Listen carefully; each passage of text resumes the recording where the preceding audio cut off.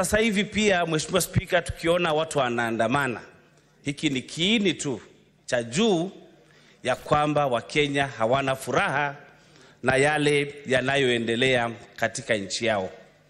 Mheshimiwa Spika, ukiangalia watafiti wengi ambao wanafanya utafiti Kenya washasema tayari kwamba Wakenya hawana imani na uongozi na hawafurahii pale Kenya inapoelekea. Mheshimiwa Spika, hawa vijana wa kizazi cha Zuma walipigana na kuandamana kwa sababu ya huu mswada wa fedha, lakini hiyo sio shida yenyewe peke yake. Hicho kilikuwa ni kiini tu ama kianzo tu. Wakati wa vita vya kwanza vya dunia, Mheshimiwa Spika, ilichukua kuuawa kwa Franz Ferdinand na vita vya kwanza vya dunia vikaanza.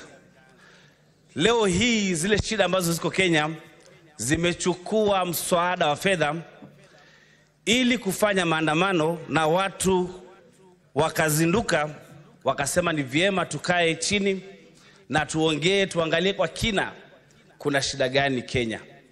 La kwanza katika mchango wangu, Mheshimiwa Spika, ningependa kusema ya kwamba kila mtu afanye kazi yake.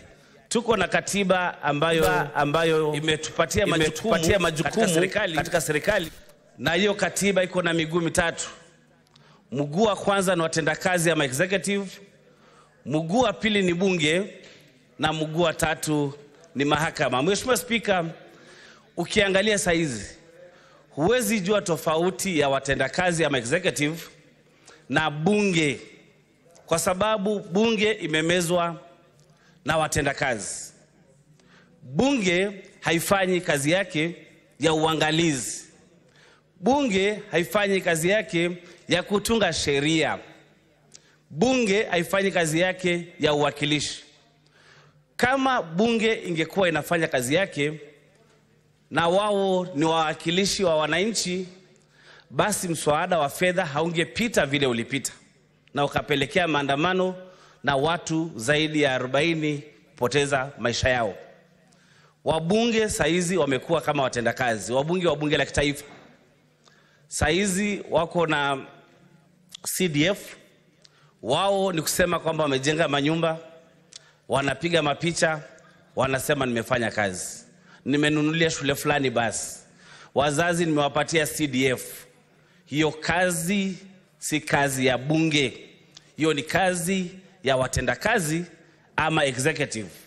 Wabunge wameacha kazi yao, na uwezi tofautisha bunge ni nani na executive ni nani. Mheshimiwa Spika, saizi kazi za executive zinafanywa na wabunge. Unasikia mbunge ako na milioni 160, hiyo ni ya CDF.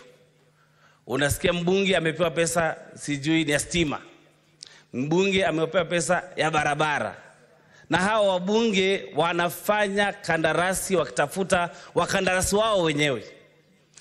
Kazi ya mbunge ni kuangalia mkandarasi afanye kandarasi yake vizuri, kama ni barabara inajengwa, imejengwa namna gani.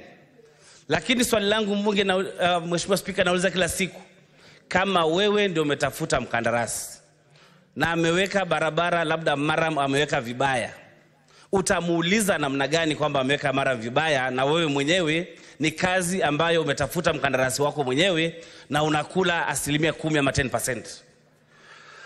Mheshimiwa Spika, kama kila mtu angefanya kazi yake vile Mheshimiwa Kajwang amesema kwamba kuna nepotism ama kuna ukabila katika uajiri wa wafanyikazi. Juzi Mheshimiwa Spika, watu walikuwa wanaajiriwa kwa KRA. Kati ya watu 600 ambao walifanyiwa interview ama mahojiano, watu 500 wanatoka katika kabila mbili. Kama bunge ingefanya kazi yake vizuri, wangeweza kutengua hicho kitendawili cha ukabila katika public service. Mheshimiwa Spika, ukiangalia katika counties zetu, pesa inaibiwa, zaidi ya 10% ya pesa ambayo inaenda kwa county government inaibiwa, kwa sababu wale wajumbe ambao na counties wao wenyewe ndio wanafanya kazi kama ambaye wao ni watenda kazi. Wanapeana zabuni kwa wakandarasi wao, kazi inafanywa ambayo haifai, ama kwa kizungu shoddy job, na hawawezi uliza manake wale wakandarasi ni wao. Lakini kila mtu, Mheshimiwa Spika, angefanya kazi yake, basi hawa vijana wetu hawangeweza kulalamika waseme kwamba tumefinyika na uchumi wetu umeharibika. Kuna 30% na waongeaji wamesema hapa ambayo imetengwa kwa vijana, kina mama na walemavu. Lakini kama mbunge atafanya kandarasi zake mwenyewe, MC atafanya kandarasi zake mwenyewe, je, wale kina mama, wale vijana, wale walemavu watapata lini nafasi ya kufanya kandarasi na kujitengenezea pesa, Mheshimiwa Spika? Kwa hivyo mimi nasema kama kila mtu angefanya kazi yake mwenyewe, basi Kenya yetu itakuwa nzuri. Ufisadi umekithiri, Mheshimiwa Spika. Magavana na mawaziri wanaitwa katika bunge ya Senate ama bunge la kitaifa, wanakimbia mahakamani. Na mfano mzuri ni gavana wa Isiolo. Ameitwa kwa Senate, akakimbia mahakamani kusimamisha kuitwa kwake.